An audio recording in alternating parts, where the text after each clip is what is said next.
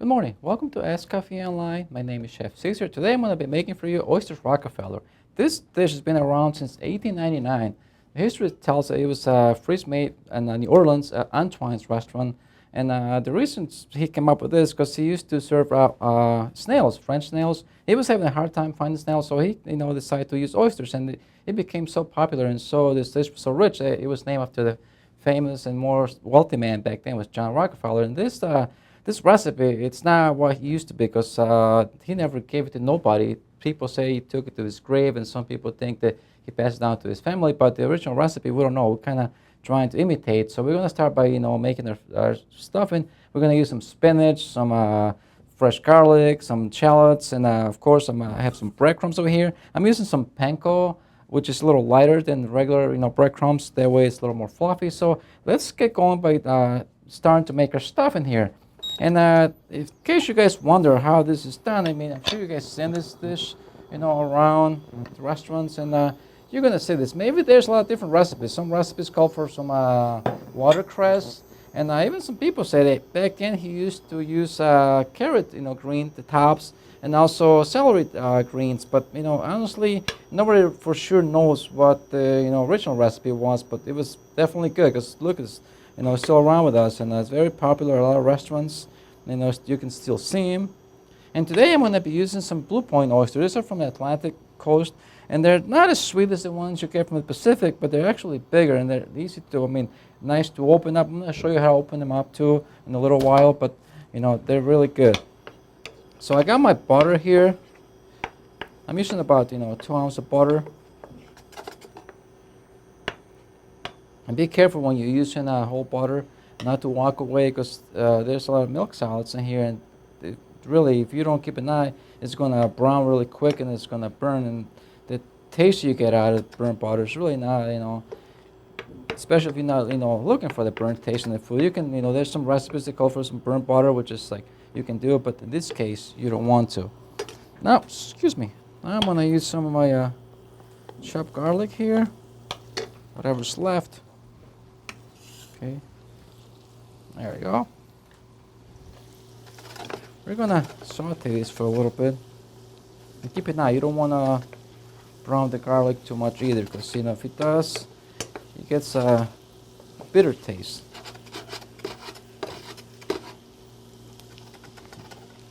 A little more butter here. Some of this butter is gonna go into my breadcrumbs. I wanna add some flavor too.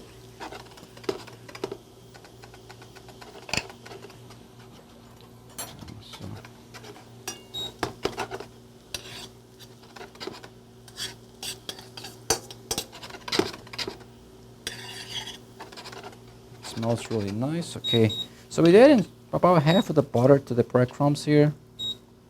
Okay, there you go. And now we're gonna finish up the sauce over here, the stuffing I should say.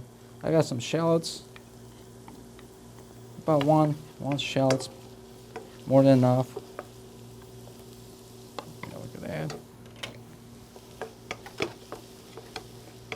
And keep in mind, you can make these oysters ahead of time and keep them in the refrigerator, and then you just bake them whenever you're gonna need them. So, most of the times what we do in restaurants, we make a big, tray, we just pop them in the oven whenever the orders come in, so you don't have to make them, to order. It would take a long time. So this is something you can also do at home. Okay. Saute this shallots and garlic really nice. Now I got my chopped spinach here. About 1.5 to 2 cups, depending on how many oysters you want to do. Okay.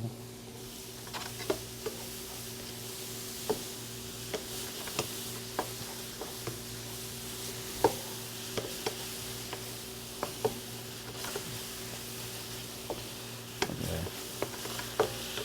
I'm gonna put some salt and some pepper. Okay. Now I'm adding some Pernod. This is an anise liqueur. If you can't find Pernod, which is a French-made liqueur, you can use any other anise liqueur you can find. It works good, especially for cooking. but if you want to use the, you know, the real deal, go ahead. And honestly, if you are using a flame stovetop, you don't have to use a lighter. When you put the liqueur in there, it's going to catch, if you kind of shake the pan a little bit, it's going to catch on flames. You don't have to use a lighter if you're not using induction equipment like I am right now, because you're going to have a flame and it's going to pretty much flame up right away when you put the, because it has a high alcohol content. Okay, now we're going to, okay. This smells really good.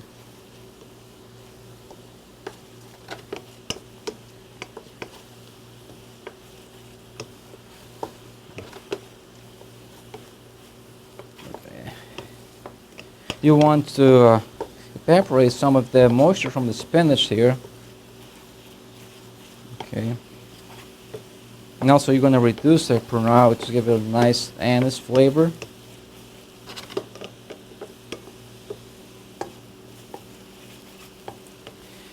And also, when you making this, make sure you cool off this mixture before you add it to the oysters, especially if you don't want to use them right away. If you are like I am right now, I'm not going to wait to let it cool down all the way.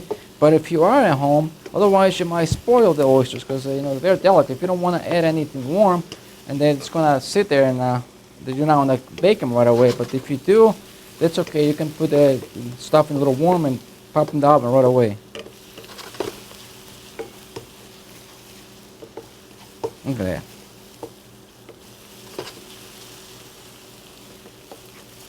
Okay, now I'm going to take this out of the flame here to let it cool off a little bit.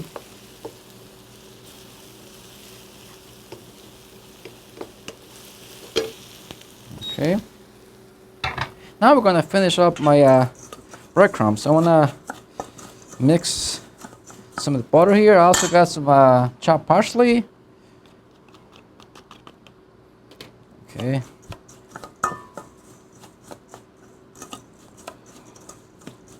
I'm going to use some olive oil here, about a tablespoon. Okay. Look at that. Let's see. And you want to make sure that the breadcrumbs soak up the butter and the oil really good. Otherwise, you're going to end up with some dry crumbs, and you want to really get them nice and moist. Okay, I'm going to add a little more here. There we go. As you can see, this is really easy to do. I mean, now you can do them at home and you don't really have to wonder how they're done.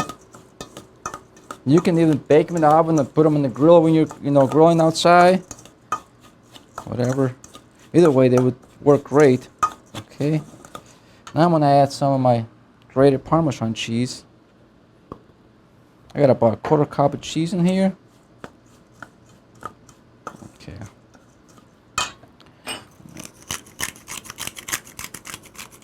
Some black pepper. Some salt here. And be careful not to put too much salt because the cheese is very salty. So you want to, you know, really keep an eye on that. You don't want to make this crumbs too salty.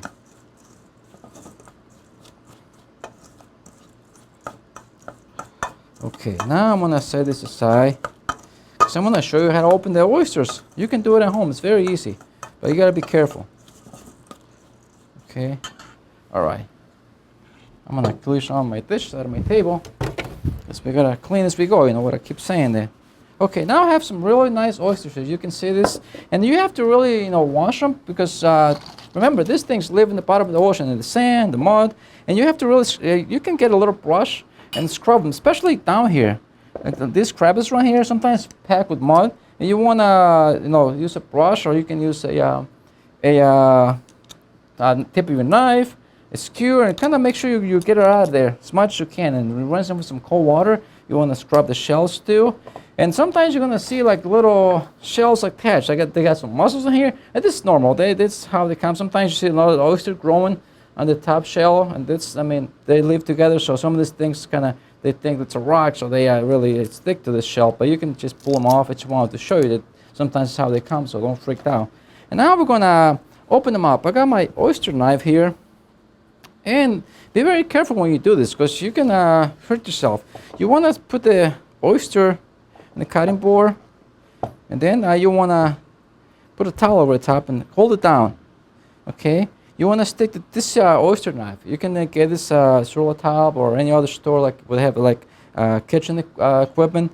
And this, you can buy this. They make a different one. It's like a little holder. You can buy some yesterday. It's like a little holder. You stick the oyster in the little holder, and you don't have to put your hand. So you just kind of stick it this way. It's like a little pocket, and then you just are able to like work really easy. It kind of sticks in there, and it doesn't go anywhere. But you know, I just want to show you how we do it.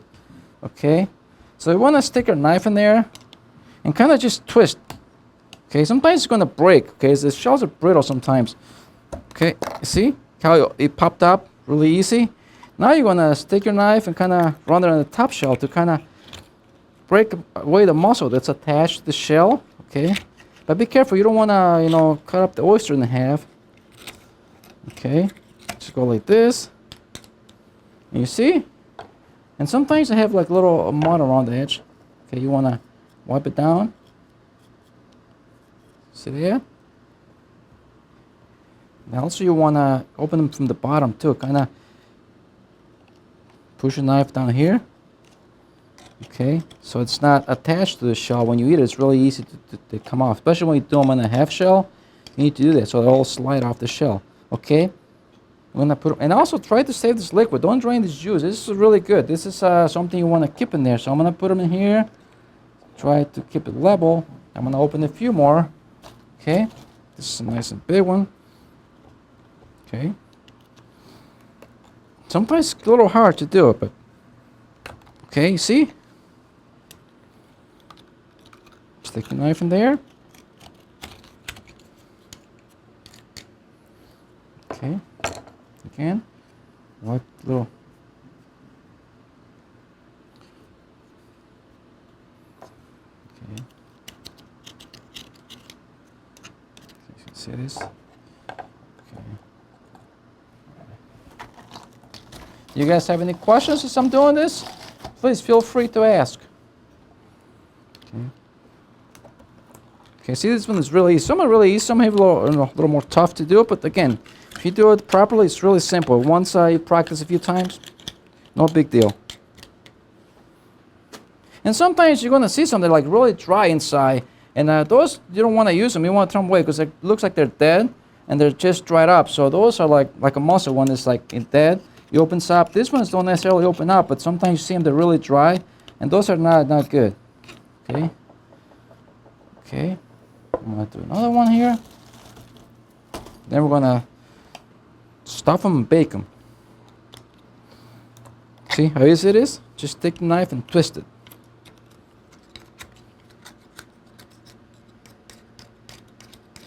Okay. You can see they got a little sand inside right around the edges. You want to take it off. Okay.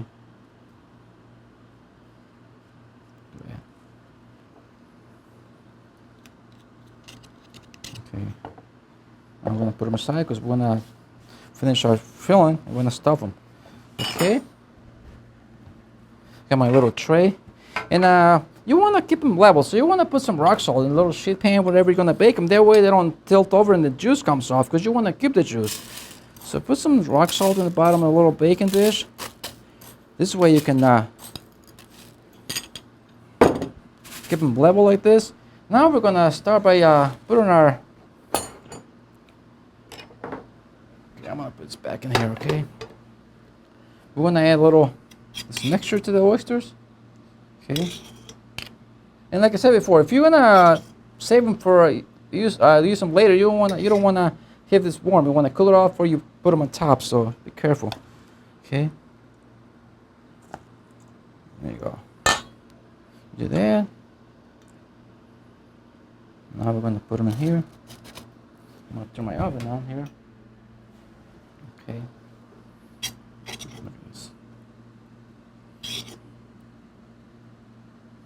You guys can see this is very easy. Okay.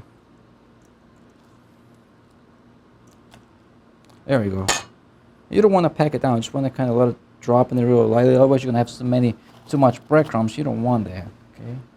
These are really big oysters, so I don't know how many I'm gonna fit in my little tray, but I'm gonna try to do a couple more here. Okay. There you go. Let's see. This way kind of helps. Okay. Do this last one.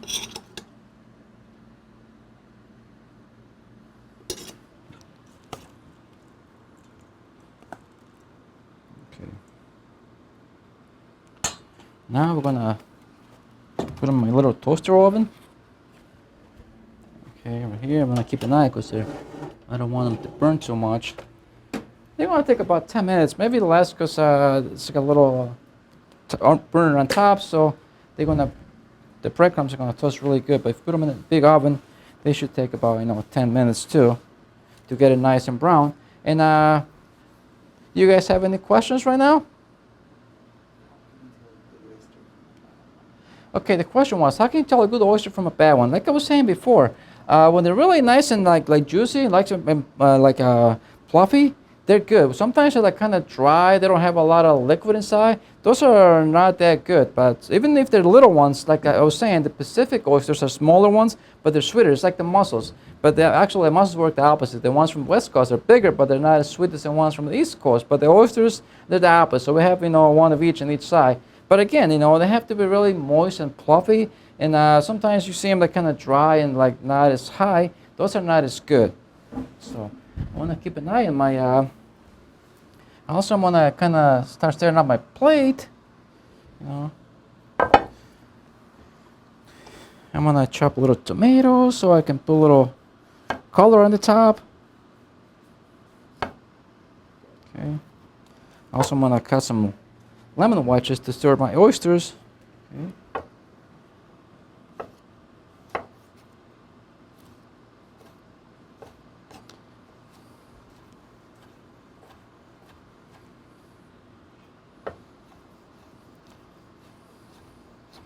As you guys can see, it's very easy to do. Once you have everything prepped up, you can put it together really fast. And you can even do them a day before, put them back in the refrigerator, and then you just, bake them that way. You don't have so much work if you're throwing a party at home. You can do this, the day before again, and you can just bake them the day of the event.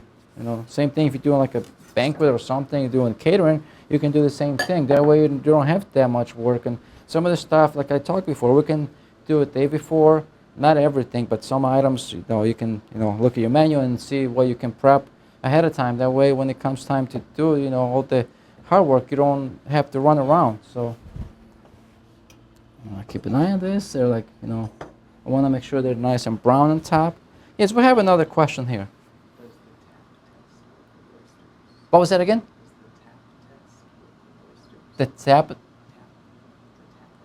Oh, tapping the oyster, does it work? Well, sometimes it does, because if they're like hollow, if they're like dry, you're gonna see like a hollow sound to it. And some people, think that's a good way to do it. If you want to try that, sometimes it works. Just like I said, when there's like no liquid, they're like dried up, it's gonna be like kind of hollow. So yeah, you might want to try that. And you make sure you keep them nice. And actually, in this pan, I don't have it drained, but if you were gonna store this in the refrigerator, you wanna put a perforated pan or a counter underneath this, and then put the oysters and put it with the ice. So that way that water is draining. But right now I'm not going to keep them in here for too long. That's why I don't have them in there, like store that way. But if you're going to store them in a cooler overnight, put a perforated pan and then put one in the bottom. That way the water is draining. You never want to keep seafood in its own juice. So make sure everything's draining and you're going to keep them nice and fresh. Okay, they're getting nice and brown. I'm going to flip it around.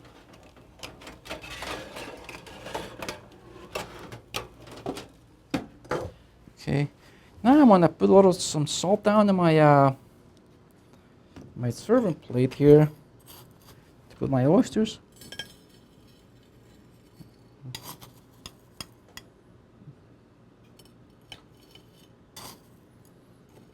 This way they're gonna keep steady. They're not gonna move around. I got some canic sea salt. this over here. There.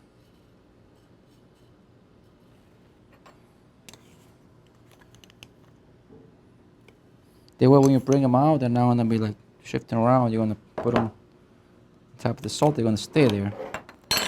Okay.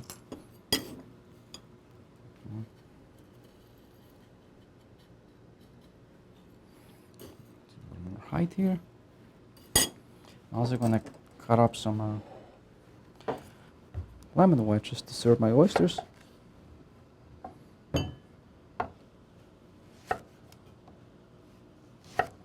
Okay.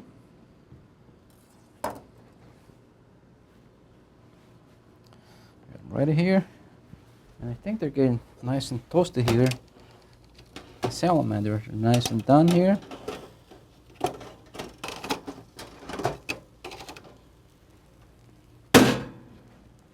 Look at that. We got some nice, beautiful oysters here. Nice and toasted. The salamander's pretty quick over here. So we're going to plate them now, okay? See, they stay right in place. If they're too hot for you, I'm okay just with my bare hands. Okay. Look at this. This way.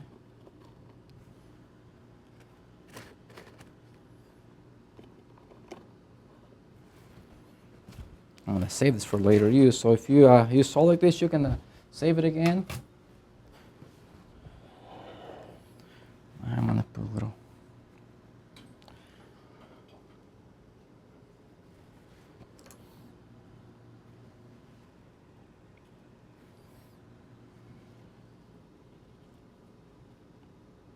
Okay. I'm going to put a little chopped tomatoes on top for color.